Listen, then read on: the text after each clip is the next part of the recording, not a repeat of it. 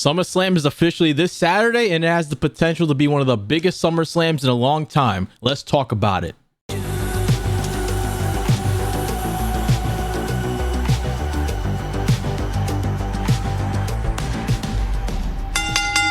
So what's going on, guys? It's JLD and we're back at it again with another video for you guys today. SummerSlam this year is in Cleveland, Ohio, and it will be this Saturday at 7 p.m. Eastern. There are 7 matches planned for the event, with 6 of them being championship matches. And a lot of them have a lot riding on them and can change the dynamic for the rest of the year. And a lot of the rumors that are scheduled for this SummerSlam are either going to happen at SummerSlam or at the Raw or SmackDown after the event. A lot of people in my community asked if I was going to SummerSlam this year, but it's too expensive. It was like thousands of dollars, even for like the last row of the event. I'm sure ticket prices went down ever since like they first announced ticket sales, but it was still a little too expensive for me. Plus Cleveland, there's not much for me to do there. But if you are going, I hope you have a fantastic time. So in today's video, I'm going to go through each of the 7 matches that are happening at SummerSlam, and I'll give my thoughts on who I think is going to win each of these matches. And they're not in any particular order. I just look at Wikipedia and just go through the matches as I feel like it. And if you want to watch SummerSlam for yourself, make sure you watch it on Peacock if you are in the US, or if you are outside of the US, you can watch it on the WWE Network. And if you haven't done so already, make sure you subscribe to the channel and turn on notifications. That way we get some of the best wrestling content out there. We got more vlogs for you guys coming soon, as well as meet and greets that I would love to share with you all. And we're streaming on TikTok every Monday through Friday in the morning time or in the afternoon. It just depends on how work is going.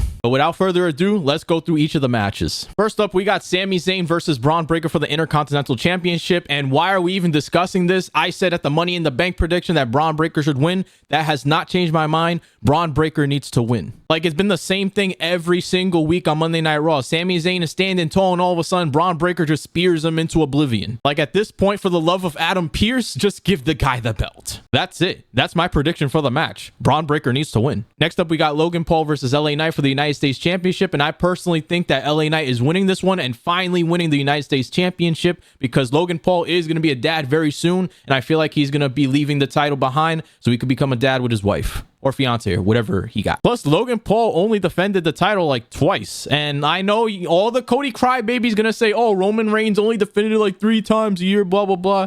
I kind of forgot Logan Paul was champion. This man literally pulled up in Madison Square Garden just to say he competed at Madison Square Garden, got pinned by LA Knight, and got the title shot that way. Also, this Friday on SmackDown, Logan Paul has a gift from Mr. Cleveland. Who could that be? But anyway, congratulations to Logan Paul being a dad soon, and I hope everything goes well with your kid. But I think LA Knight is winning the belt, because if LA Knight loses again, then at this point WWE is burying LA Knight slowly but surely. Next up, we got Bayley versus Nia Jax for the WWE Women's Championship, and I personally thought Bayley was going to win this one in the beginning, especially going into Money in the Bank. But as I think about it now, and now with Nia Jax's alliance with Tiffany Stratton, I think Nia Jax is winning. Like, y'all saw that teaser where Tiffany Stratton was ready to cash in on Bayley right in front of Nia Jax's face. Like, Nia Jax was like, bitch, what you doing? Like, I could see Nia Jax wiping the floor with Bayley, similar to Brock Lesnar destroying John Cena, and then all of a sudden Tiffany Stratton just cashes in on Nia Jax that same night. Now, I don't think Tiffany's gonna cash in right there and then. I think they're gonna prolong it for a little bit, but I do think Nia Jax is gonna win with Tiffany Stratton's help. With Nia Jax being queen of the ring and finally seeing a match that's outside of Nia or Tiffany versus Michin, we can finally see a new women's world champion. I mean, WWE Women's Champion, whatever. Plus, I don't really think there was much build up to this rivalry anyway. We already knew that Nia Jax was getting this title shot from the Queen of the Ring tournament in Saudi Arabia, and they didn't really do much besides these Michin matches, so what else is there to build up?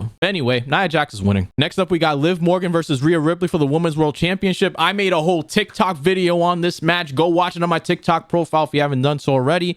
But I think that Liv Morgan is retaining because Dominic Mysterio is going to betray Rhea Ripley. Like, I just have this feeling that when Dominic told Liv that he hated her and he roasted her on that Monday Night Raw, that he was just making that up, and they went behind the scenes afterwards and were just loving each other nonstop. I could see Dominic Mysterio doing the steel chair thing that he did with Zelina Vega and Becky Lynch, and then he's going to throw it at Rhea, but then right before he gives the chair to Rhea, he pulls it back and costs Rhea Ripley the win. And then all of a sudden, Liv Morgan and Dominic Mysterio are jumping for joy together, and he's like, ha ha, I don't want my mommy anymore, I want Liv Morgan. Now, I made another TikTok on why Liv Morgan actually doesn't like Dominic Mysterio at all, but that's for a whole nother conversation. But anyway, say Liv Morgan's retaining on this match, finally completing the Liv Morgan Revenge Tour. And this is also the beginning of the end of the Judgment Day, I unfortunately feel like. Speaking of the Judgment Day, we got Damian Priest versus Gunther for the World Heavyweight Championship. I personally think Damian Priest is going to retain, but something's going to go down with the Judgment Day, either the Monday Night Raw after or at SummerSlam with Finn Balor. Now, don't get me wrong, Gunther as World Heavyweight Champion would be so freaking awesome, but I think they could stretch this out into Bash at Berlin with Gunther going in as the challenger. Mix in the whole Liv Morgan situation with Finn Balor, maybe some hotel key card surveillance comes in, costing Finn Balor some sort of spot in the Judgment Day, or Rhea Ripley's pissed, or Damian's pissed. I could see Finn Balor and Damian going at it eventually. But I will say, this had a pretty big buildup when it came to Gunther talking so much crap about Damian and how he was living homeless and living in the streets, basically calling him street trash. But I personally think Damian's going to win this one, but he's going to lose at Bash in Berlin. And it's a shame because I like Damian Priest as champion. El Campeón has been doing very well as the leader of Monday Night Raw's championship. But let me know in the comments if you think Gunther's winning. Next, we have Drew McIntyre versus CM Punk with Seth Rollins as the special guest referee.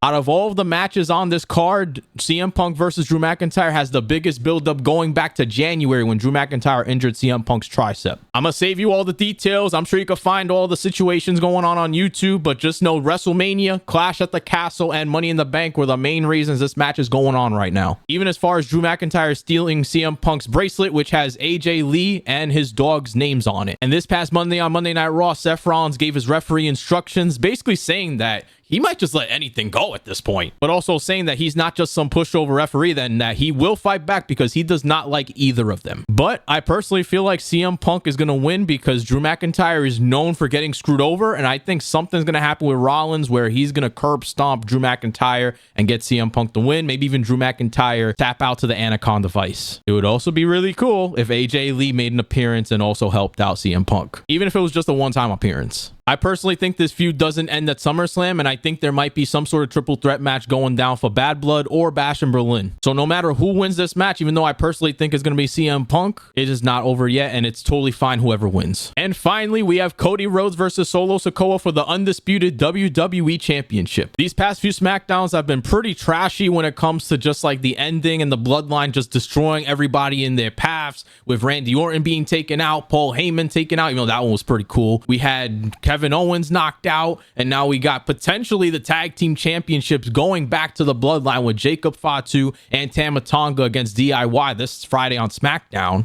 If on Friday they win the tag team titles, part of me feels like Solo has a chance of winning. But one of the biggest rumors is and could possibly happen, and that is Roman Reigns returning at SummerSlam to confront Solo. Solo's been talking a lot of smack lately towards Roman Reigns, basically challenging him if he has a problem with Solo being the tribal chief and wearing his lei in honor. Let me know down in the comments if you think Roman Reigns is returning. But who do I think is going to win between Cody and Solo Sikoa? I feel like Cody's going to retain, but Solo and the Bloodline are going to somehow still get involved and jump Cody Rhodes, and Roman Reigns is going to make his return that way. Because let me tell you, if Solo Sikoa wins the WWE Championship, the amount of boos and hate this man is going to get is going to be absolutely wild. And I think it's too early for Solo Sikoa to be winning the world title that Roman Reigns had for 4 years. So if I had to guess, Cody Rhodes is retaining. Like, if I hear Paul Heyman's voice and say, "Ladies and gentlemen," then that's it. Roman came back. The whole crowd is going to scream. That crowd's going to go wild. I'm going to be crying. Everybody's going to be filming. I'm going to be recording the TV. I'm going to be going insane if this man tribal chief returns. Yo, you better come back, bro. Also, as an honorable mention, I think that Charlotte Flair is going to be returning next Friday on SmackDown, the SummerSlam after it. And I know this is a quick video, but I just want to give you guys my opinion on who I think is going to win, my thoughts and predictions for going into SummerSlam this Saturday. And if you haven't done so already, make sure you subscribe to the channel, turn on notifications. That way you get some of the best wrestling content out there. After this video, you'll probably see a review video of SummerSlam, so I hope to give you guys some great news about our tribal chief and any crazy championship swaps that go down. But if you made it to the end of the video, I appreciate you, and I will see you guys on the next video. Peace out.